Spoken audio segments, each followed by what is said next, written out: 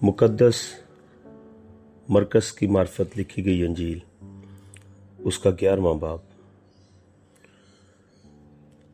जब वो यरूशलेम के नज़दीक जैतून के पहाड़ पर बैतफगे और बैतनिया के पास आए तो उसने अपने शागिर्दों में से 2 को भेजा और उनसे कहा कि अपने सामने के गांव में जाओ और उसमें दाखिल होते ही ये गधी का बच्चा बंधा हुआ तुम्हें मिलेगा, जिस पर कोई आदमी अब तक सवार नहीं हुआ, उसे खोल लाओ।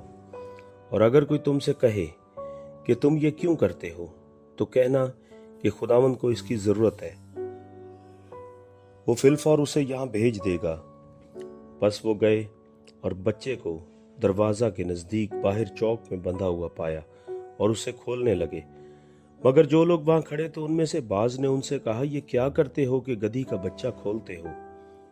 उन्होंने जैसा यीशु ने कहा था वैसा ही उनसे कह दिया और उन्होंने उनको जाने दिया। बस वो गधी के बच्चे को यीशु के पास लाए और अपने कपड़े उस पर डाल दिए और वो उस पर सवार हो गया। और बहुत लोगों ने अपने कपड़े राह में बिछा दिए और उन्हें खेतों में से डालियां काट कर फैला दी। और जो उसके आगे आगे जाते और पीछे पीछे चले आते थे, पुकार पुकार कर कहते जाते थे, होशना, मुबारक है वो जो खुदावन के नाम से आता है, मुबारक है हमारे बाप दाऊद की बादशाही जो आ रही है, आलम बाला पर होशना। और वो यरूशलेम में दाखिल होकर हैकल में आया और चारों तरफ सब चीज़ें मुलाहिजा करके उन 12 के साथ बैतनिया को गया, क्योंकि शाम हो गई थी। दूसरे दिन जब वो बैतनिया से निकले तो उसे भूख लगी और वो दूर से अंजीर का एक दरख्त जिसमें पत्ते थे देख कर गया कि शायद उसमें कुछ पाए। मगर जब उसके पास पहुंचा तो पत्तों के सिवा कुछ न पाया, क्योंकि अंजीर का मौसम न था। उसने उससे कहा, आइंदा कोई तुझसे कभी फल ना खाए।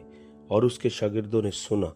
फिर वो यरूशलेम में आए और यीशु हैकल में दाखिल होकर उनको, जो हैकल में खरीदो फरोख्त कर रहे थे, बाहर निकालने लगा और सराफों के तख्तों और कबूतर फरोशों की चौकियों को उलट दिया।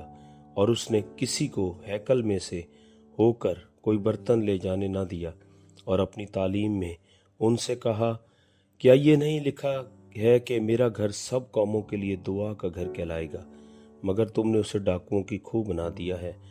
और सरदार काहिन और फकीह ये सुनकर उसके हलाक करने का मौका ढूंढने लगे, क्योंकि उससे डरते थे, इसलिए कि सब लोग उसकी तालीम से हैरान थे। और हर रोज शाम को वो शहर से बाहर जाया करता था। फिर सुबह को जब वो उधर से गुजरे तो उस अंजीर के दरख्त को जड़ तक सूखा हुआ देखा। पतरस को वो बात याद आई और उससे कहने लगा, ए रब्बी, देख, ये अंजीर का दरख्त जिस पर तूने लानत की थी सूख गया है। यीशु ने जवाब में उनसे कहा, खुदा पर ईमान रखो। मैं तुमसे सच कहता हूँ कि जो कोई इस पहाड़ से कहे तो उखड़ जा और समुंदर में जा पड़, और अपने दिल में शक न करे, बल्कि यकीन करे कि जो कहता है वो हो जाएगा, तो उसके लिए वही होगा।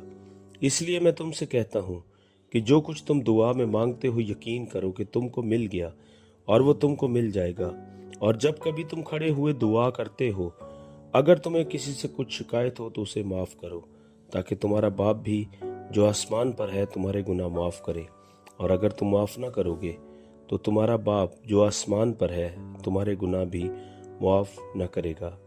वो फिर यरूशलेम में आए और जब वो हैकल में फिर रहा था तो सरदार काहिन और फकीह और बुजुर्ग उसके पास आए और उससे कहने लगे, तू इन कामों को किस इख्तियार से करता है, या किसने तुझे ये इख्तियार दिया कि इन कामों को करे? यीशु ने उनसे कहा, मैं तुमसे एक बात पूछता हूँ, तुम जवाब दो तो मैं तुमको बताऊंगा कि इन कामों को किस इख्तियार से करता हूँ। यूहन्ना का बपतिस्मा आसमान की तरफ से था या इंसान की तरफ से? मुझे जवाब दो। वो आपस में कहने लगे कि अगर हम कहें आसमान की तरफ से तो वो कहेगा, फिर तुमने क्यों उसका यकीन न किया?